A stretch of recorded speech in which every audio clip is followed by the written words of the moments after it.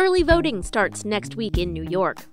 Fears of a fall COVID-19 spike abound, and the NCAA tournament is coming back to Albany. It's been a roller coaster of a week. On this episode of The Eagle, we'll go over the week's top stories. I would just point out we're talking on Thursday morning, so you're probably jinxing the heck out of me. We'll hear from former NXIVM member Ncaa Oxenburg, who's produced a documentary about her experience. I was commanded to live in Albany from Allison Mack and Keith, who strategically placed me in Allison's house as a lure. And we'll tag along with members of the Capital District Latinos as they help Albany residents fill out the census. No somos Jehovah's Witnesses, vente, vamos a hacer los census. This is The Eagle, a Times Union podcast, a look inside our newsroom. I'm Jessica Marshall.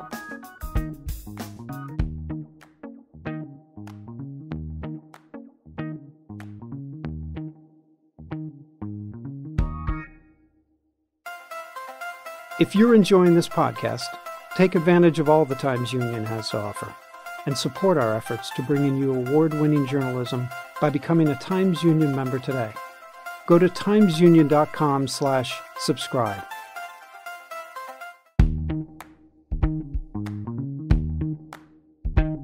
Welcome to The Eagle. I'm Jessica Marshall.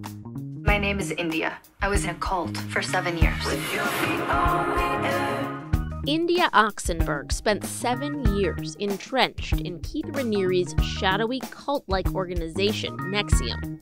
She was also a member of his secret master-slave group, DOS, and was one of the women branded with Raniere's initials. She broke free of the organization after Raniere was arrested in 2018, and she plans to read a statement at his sentencing October 27th. But the journey out of NXIVM and back to her mother, actress Catherine Oxenberg, and Southern California has not been easy. As part of her healing process, she's co-produced a 4-part documentary series on her experience that premieres October 18th on STARZ. So how did we all end up in the clutches of a monster? Keith Raniere is the most horrific cult leader. Reporter Rob Gavin recently had the chance to sit down with the 29-year-old to talk about the show and her life in NXIVM and DOS. What could you tell me about this show and how this came about? For a long time, I was being asked to do other media, and I was getting requests to speak and share my story, and I just was not ready. And I needed time and space and no noise to just think for myself for the first time and kind of process and heal what I had just gone through for 7 years. So I declined. It wasn't until I was introduced to Cecilia Peck and Imbal, and they told me about their vision for the documentary that they saw about NXIVM. And it was female-focused with a women's production team telling the story in a very honest, raw way that didn't sugarcoat anything and also explained the complexities of coercion and high-control groups. And when they shared that with me, I thought, well, if there's anything that I can get behind, it would be something like that. Because that's not what I was hearing as a normal, media approach. Mostly they were focusing on the sensational aspects or wanting to show me as cult girl or sex slave and minimize everything rather than show that there was a real person behind this experience who's going to let you in to these very vulnerable and exposed moments. What was it that first drew you to, ESP, NXIVM in the first place? Well, I was 19 years old when I went to my first intro presentation, just leaving a year of university. And I was in a transition time in my life, and I was looking for something, and I wanted structure, and I wanted guidance, and I wanted to build the skills that I thought I needed to be successful. So I went into NXIVM's intro presentation with a very open mind and an open heart. I wasn't going in to criticize it. I was going in because I was curious. And this friend who I trusted told us that it was the thing that changed her life. So when you hear that, there's a natural curiosity. And so when I went to the presentation, I felt like they were speaking to me. I felt like everything they were saying that they could resolve were exactly the issues that I was having. So really wrong place, wrong time, for me at least. And because it has nothing to do with your intelligence, really how you were raised, where you came from, what you were looking for. There were all types of people in NXIVM from all walks of life. So I think that's a common misconception that people have, that maybe you need to be young or vulnerable or naive in order to fall prey to something like this. It's not like NXIVM advertised itself as a cult. It doesn't advertise itself. No, if it did, I don't think we would have joined. Actually, I know we wouldn't have joined. They actually advertised themselves as the opposite. They were saying we're this humanitarian, successful program that's going to, ignite your goals and get you to where you want to be in your life. And the truth is, it was a funnel to extort people and use them for Keith Raniere's perverted desires, whether it was for money or control or status or sex. I don't want to make light out of anything in this story at all, but as someone who lives in Albany, there's this notion of, hey, how would you like to leave Malibu, Southern California, and move to Albany, New York? And now you've lived in Albany, New York.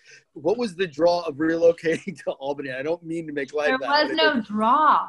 I mean, actually, I never wanted to live in Albany. I was commanded to live in Albany from Allison Mack and Keith, who strategically placed me in Allison's house as a lure, which I was unaware of at the time. And he wanted her to have, this is horrible to say about myself, but this is sort of what I was at the time. He wanted her to have a pet, like somebody to take care of her house, entertain her, be her servant.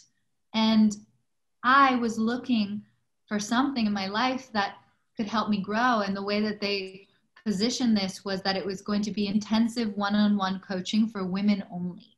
And that's something we heard over and over again during the trial from various women who had been in DOS, that this was advertised as one thing and then it became something else. Was there that moment where you were like, what did I sign up for? Oh my God.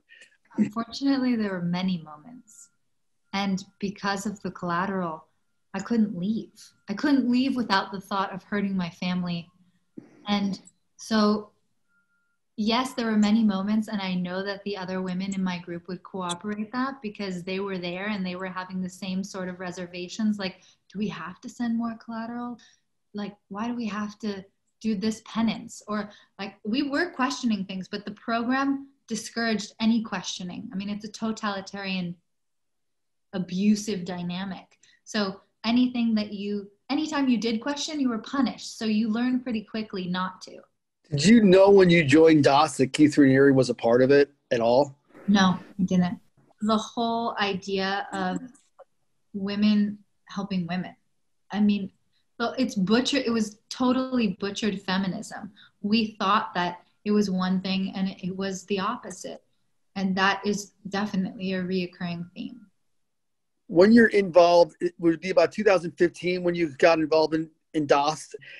Was there a point in DOS where you're just like, I got to get out of here? There were definitely moments where I was upset and didn't want to do the things that I was being asked to do, like many, many moments like that. But I was still very much believing that what we were doing was good when I was there. And it wasn't until after I left that I realized what I had been subjected to. I had just kind of normalized it. And I was being told that everything that was being done to me was for my own benefit. And I trusted Allison and I trusted Keith that they wouldn't hurt me. And so it was really hard for me to accept that. The first time you heard about women being branded and this, what goes through your head when you hear that the first time? Well, I was the first woman besides the first line of Keith. Yeah, the first line, yeah. That was branded. So I didn't really have anybody else to reference. I was the first one that Danielle Roberts practiced on. Before me was just oranges. So I didn't really know what to expect. I just knew that we had to be branded because that's what we had signed up for, and we didn't have we couldn't say no. We couldn't say no without consequences or being reprimanded or punished. So when I heard it coming out in the news, I think I just felt shocked because a part of me believed that this information would never leave Clifton Park. So it just was like, what? How is this out there? I mean, we thought this was this private little bubble world that we were living in. What was said to people in NXIVM about the stories about Keith Raniere that had been out there? Like, fake news. I mean, everything, we were told a justification for every single thing that you might fear or might react to. Like, oh, what about that article? Oh, well, that person has a personal vendetta against Keith and wants to destroy them. Oh, no, that person was hired by a legal team to discredit us. I mean, there was literally a bullshit story or answer for anything that anyone might dispute. And if you were on the inside, you would accept that. But from the outside, it's definitely a red flag. I want to talk a little bit about Allison Mack and what her role is in this, because there was a lot of emails that were played at the trial, and I don't think it would be a stretch to say she didn't come across well in them. I mean, there's a lot of emails between her and at least one or two of the victims, women in DOS, and I won't identify them because they haven't been identified publicly, where she was saying one thing and doing another. She was assigning them to seduce Keith Raniere. So, I mean, what was the relationship like with Allison? Because people know this woman. I'm not going to lie to you. I didn't watch Smallville, so I didn't watch it either. I didn't even really know about Allison before I met her. I mean, I lived with Allison in her house. I was like a housemaid, friend, if you will. I mean, but I was technically her slave. And that was a really odd relationship because it was totally unnatural. Like, we would never have been friends if this wasn't a forced relationship because of DOS. What was it like to live with someone who was, like you say, your quote unquote master? Intense. I mean, there was no on-off switch for DOS. It was always on. So even if we were maybe sitting on the couch watching a movie, I was always aware that I was in the inferior position and I needed to be a certain way so that she would be happy and okay with me. And that was how I managed to take care of myself and not be abused on a daily basis. I mean, there were some days where we were totally fine and it felt normal. And there were other days where she would just switch on a dime and be vicious and cruel to me and the other women. And it was unpredictable. And I think one of the more difficult things that I had to reconcile with is that I trusted this woman. I believed that she was my friend and that she cared for me. And the fact was she lied to me the entire time. I do consider her a victim of Keith Raniere. I really do. I think she is a broken person because of him. But she's going to have to deal with and face the judgment that the judge gives to her. And there's nothing that I can do about that. And I don't need to. It's not my job. She needs to confront that herself. What was it like? Your mom is this, obviously, to the world, a famous actress, and she's spoken for so long about how difficult it was when what was it like when you got those messages from Catherine? I mean, from your mom saying, hey, because we've seen that when she messaged you and you didn't, I mean, what was it that brought you back? I was under so much pressure from the higher ranking members of NXIVM while I was there to just diminish anything that my mom said, to discredit her, they told me she was a psychopath and that she was trying to hurt me. And this is my mother, the woman that raised me. And so there was always a part of me that knew that maybe she was wrong and that this was a misunderstanding and that we would figure it out and we would come together, because I wasn't seeing things the way she was seeing things at the time. I was too close to it to really evaluate it. But I went through a slew of emotions. I mean, there were times where I felt betrayed and outed by my mom. I was angry with her. I felt confused. I missed her. I was sad. It was very muddy and confusing time for me. But the real thing was I did not want to have a life without my mom. Like, the idea of continuing and having a future that didn't include a relationship with my mother sounded awful. I've seen way too many fractured families in my life to want that for myself. And so there was a part of me that felt really driven to figure out what happened to me after I got out so that I could heal with my mom. I did want to ask, because I mentioned about Raniere, what it was like dealing with him as a person one-on-one in a conversation. What's it like having to be in his orbit? You know, he's really good at sort of transforming himself to whoever he's around. So with me, he behaved very friendly and casual because like I'm kind of like that, like a little light and friendly and casual. And that's how he got in with me. He was able to break down my own barrier and make me trust him and consider him a friend so that I would open up more and more and disclose more information about myself. So he was very strategic in that way as well. You can hear more about Ncaa Oxenberg's story and the latest in the NXIVM saga in our sister podcast, NXIVM on Trial. Visit timesunion.com or find it wherever you listen to podcasts. And now, let's take a look at what appeared in the Times-Union and online this week.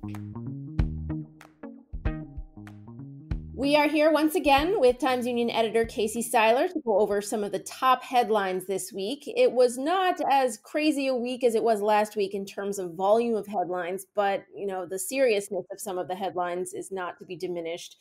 I would just point out we're talking on Thursday morning, so you're probably jinxing the heck out of me. Thursday's our day to record, so we always do so with caution, knowing that headlines will inevitably emerge on Thursday evening or Friday. However, where we are now, it seems like there's some somewhat alarming news with regard to COVID-19 spikes in the state and in the region, notably in one of our region's correctional facilities. Can you kind of give us just an outline of what's going on? Yeah, well, last week we talked about some of the downstate hotspots, including in Orthodox Jewish neighborhoods that have, that's occupied so much of the governor's time over the course of the last 2 or 3 weeks or so.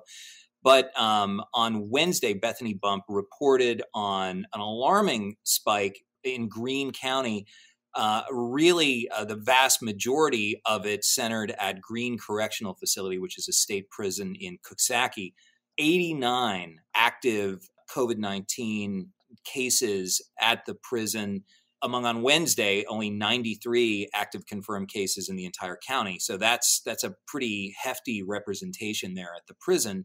And it goes to something that, prison activists have talked about, which is the fact that these facilities, because of their very, unique nature, have the potential to become, contagion hotspots for the virus. So not surprising, but alarming at just the sheer number. Moving on to an ongoing series that we've had from reporter Chris Bragg. This one has to deal with the state's handling of child death records. Can you kind of give us a little synopsis of what the latest installment includes? Going back several months, even before the death of a young boy in Troy, Chris Bragg, who's an outstanding investigative reporter, part of our State House Bureau, has been looking into the deaths of children who are in the family court system. In other words, children whose custody has been a matter of at issue within the family courts. Many of these children have been the subject of abuse allegations, whether lodged by a parent or a relative or a neighbor or something like that.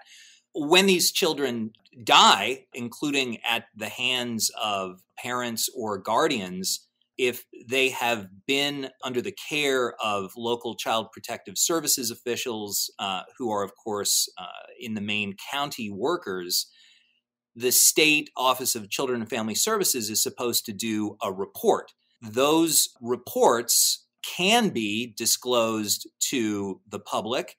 What the state agency does is it goes to that county CPS agency and says, hey, can you think of any reason why this report should not be released to the public? There is only one exemption that the state agency can use, and that is that the disclosure of that report might re-traumatize the surviving siblings of the dead child. Now, The state agency will not say how often it has followed the recommendations of the county CPS agencies in suppressing those reports.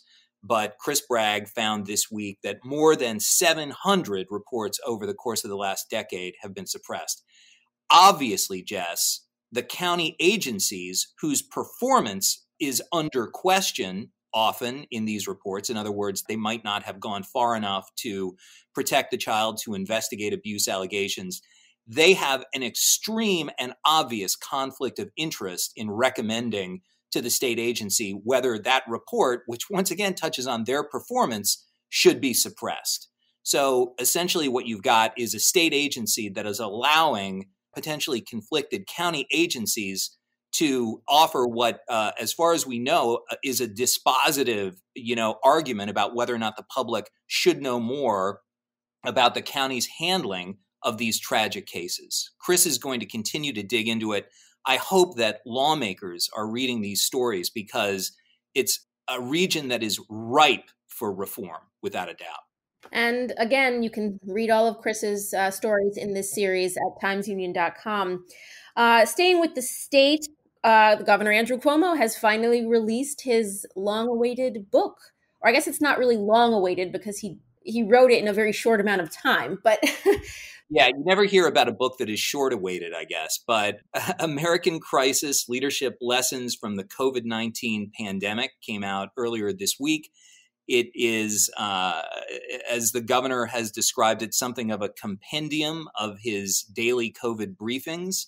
I have not read it yet, but based on everything that I've read about it, including Chris Churchill's outstanding column that was in Thursday's print edition, it does very much have that feel. The most touching parts of it are the more unguarded moments where the governor talks about, missing his father, former Governor Mario Cuomo, talks about what it was like to be sort of on lockdown in the governor's mansion with his daughters, which was both, of course, a good thing and occasionally comical, thing as well. Good to have your family around you.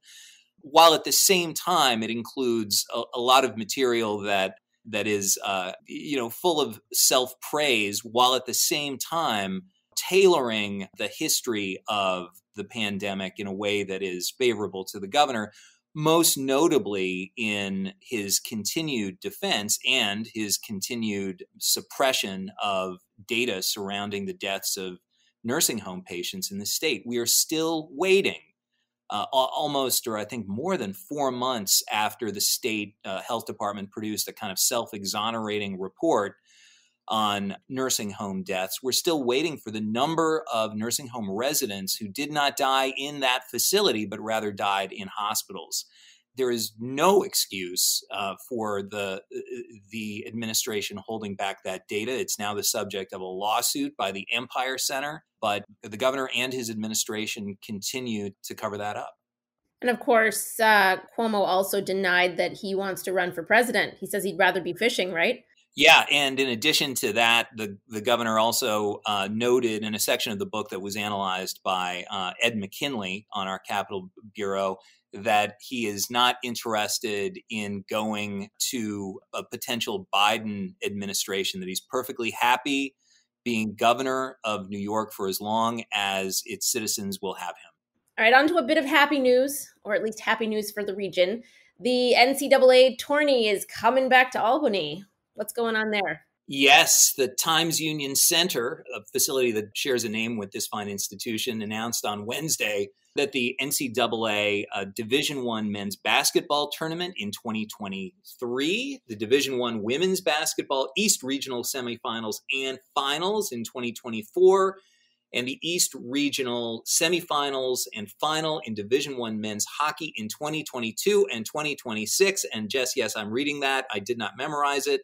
Will all be coming to Albany, which is, of course, fantastic news for downtown businesses, many of which were, like basketball fans, heartbroken that part of this year's March Madness that was supposed to occur in Albany was, of course, canceled by the pandemic. So, of course, all of these events are far off. So they give us hope that there will be an after when we are no longer so shut down by by the pandemic. So great news for sports fans, great news for fans of downtown Albany, and just hopefully terrific news for student athletes who are only now beginning their college careers, that at some point, if they practice hard and win, they'll end up playing here in upstate New York. Well, that is definitely something to look forward to on all accounts. Casey, thank you as always for joining us. And you can read all of the headlines, read more about all of the headlines we discussed at timesunion.com. After the break, we'll connect with local activists trying to help people fill out their census forms.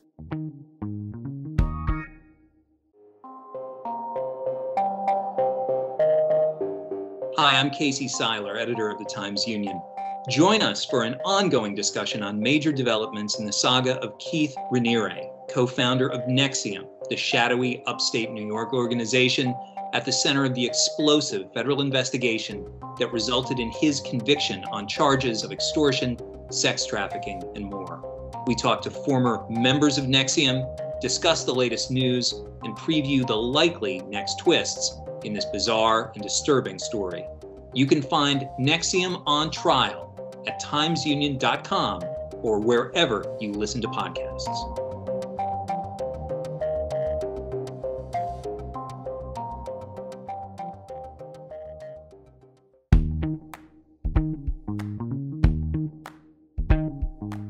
You're listening to The Eagle, a Times Union podcast. I'm Jessica Marshall. This week, the Supreme Court of the United States allowed the Trump administration to suspend the census count. The suspension, intended to give time for the administration to battle lawsuits in the lower courts over cutting the census short, effectively ended it 2 weeks early. The census is a count of the United States population. It's used in many ways. Among them is to determine congressional district lines and federal funding for communities. As of the end of September, a little more than half of Albany residents had completed the census. In the city's lower-income communities, where residents are primarily people of color, census completion rates were much lower, ranging from 33 to 45%.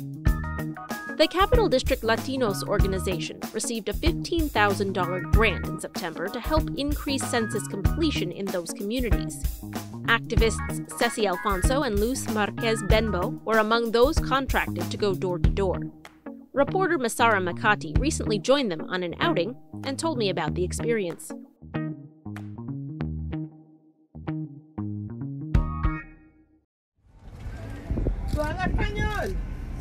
Did you do your census? You got a chance to go out with them and see what they were doing, right? Yes, I did. I went and spent time with them 2 times while they were doing census outreach work. The first time, they had set up a table in front of Capital District Latinos building on Central Avenue, and they were just, stopping people and definitely being very in your face about it. And, oh, wait, did you get counted? Did you get counted? Come here, let me get you counted. It'll get us money. And being very, what would the word be here? Very forward? Yes, forward and very motivated. You want to do your census? Take 5 minutes. Come on, 5 minutes, your census. We need you. Did you see the debates last night? And then the second time I went out with them, they went to the Skyline Garden Apartments in Arbor Hill, and they were just going door to door, knocking on the doors, yelling through the windows, staying in front of a door for at least a few minutes while yelling, Hola, ¿cómo está? Did you do your census? No somos Jehovah's Witness. Oh, bueno. No somos Jehovah's Witnesses, vente, vamos a hacer los census. Doña Juana, ¿cómo está? Well, you wrote about how Ceci Alfonso and the other census workers that you went around with said that humor was really important in getting through to folks in those neighborhoods. Yeah, exactly. It was because culturally, there's this warmth, especially in the Latino culture and cultures similar to that. There's this warmth and there's this familiarity, and that can really be communicated through humor. And that humor will really break down the ice and break down the barriers and kind of show people, I'm of the same culture, I speak the same language as you. We are the same people and you can trust me. And, there were multiple times where I would see people open the door, and as soon as they hear Ceci or Luz speaking to them in Spanish, their face breaks out into a huge smile. And there were other people who Ceci and Luz were standing outside their door for a good 2 to 3 minutes straight, just yelling through the door, really talking, having a full conversation through the window, once the people living there realized that they weren't going to leave anytime soon and they had to start responding to them. And then after a few minutes of that persistence and again, cracking jokes through the window too, the door would be opened for them. You gotta share the wealth with the census or use the spray. We're not the police. We just want to count the number. What? Ceci said that it's critical to use humor because humor is a way to communicate a cultural, racial, and experiential affinity to another person.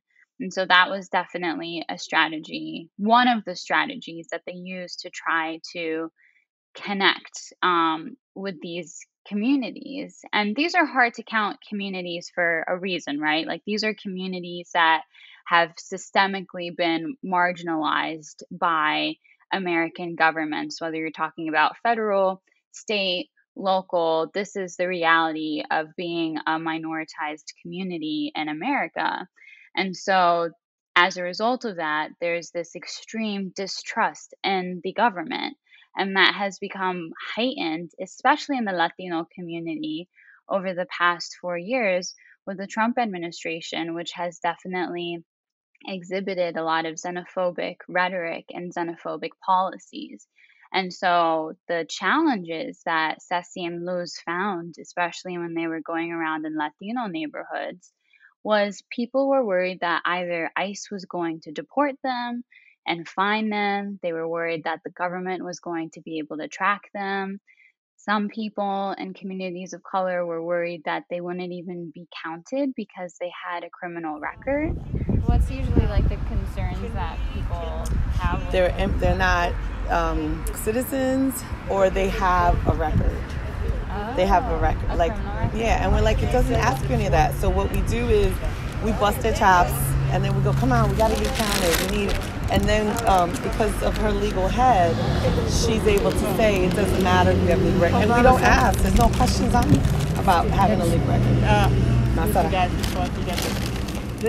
And so it was a lot of, hey, I'm one of you. I speak your language. I'm the same color as you.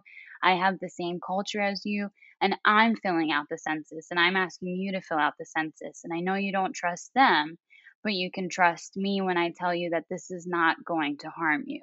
In the article, you mentioned some statistics, a little bit sobering, particularly in Albany, that the rates of census responses were pretty low, less than 50% in some of those neighborhoods. Do you think that your experience following Ceci and Luz around, you saw kind of some success or some measure of hope that folks are going to fill out the census in these neighborhoods? Hello, I'm so sorry, sis. We're just helping with outreach workers from Capital District Latinos, helping people fill out their census.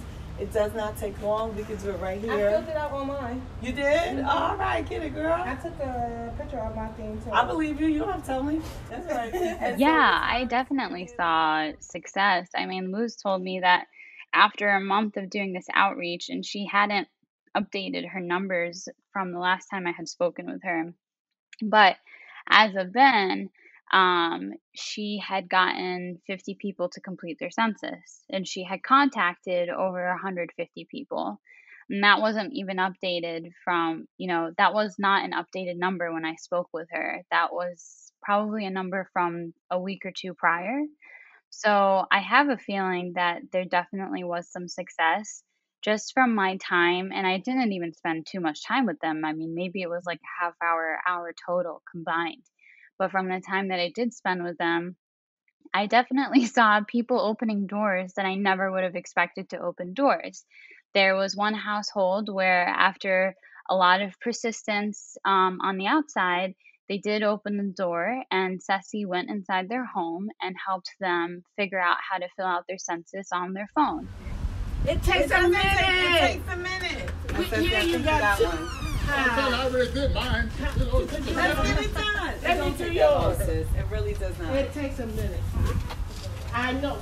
You can get ready and talk at the same time. Only her. I won't come in. I'll stay out here.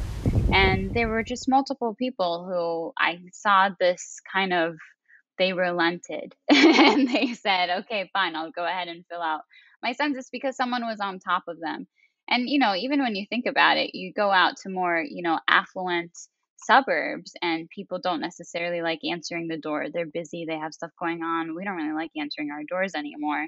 We like to know who's visiting us, right? And so it's helpful to just have someone come to you and be like, hey, listen, I'm here. Let's just get this done together right now.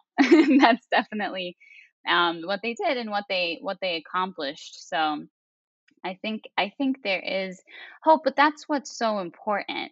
And this was a huge concern that was relayed to me, not just from Ceci and Luz, but also from people with Capital District Latinos and other groups, which is that, first of all, the local governments and the federal government really waited too long to provide organizations with funding to do this outreach work.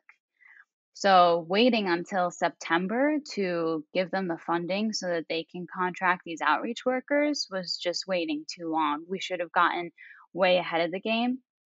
But second of all, that you have to be strategic when you're trying to reach these communities. And so if you don't have people like Ceci and Luz working for you in your office, in your governmental office, then again, be proactive about it. Partner with your local nonprofit organizations that consistently work with these communities. But it also speaks to this larger problem of how much communication and contact consistently there is between governments and these distrusting communities. And that's something that they think is kind of the larger issue here that really needs to be worked on. You know, if we didn't wait for election season, or if we didn't wait for census season, and instead we're consistently communicating with these communities and contacting them and establishing relationships with them and trust with them, then we wouldn't have this scramble every once in a blue moon when we need something from them. Hello. Somebody was here, Ceci. Look, it's right there.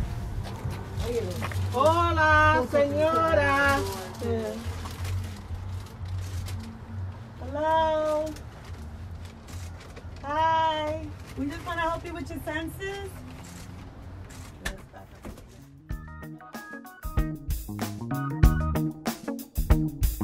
That's it for this week. I'm Jessica Marshall. We'll be back next week with another look inside the newsroom here at the Times-Union. In the meantime, check us out on Facebook, Twitter, YouTube, and Instagram. Or head over to timesunion.com for the latest news and features.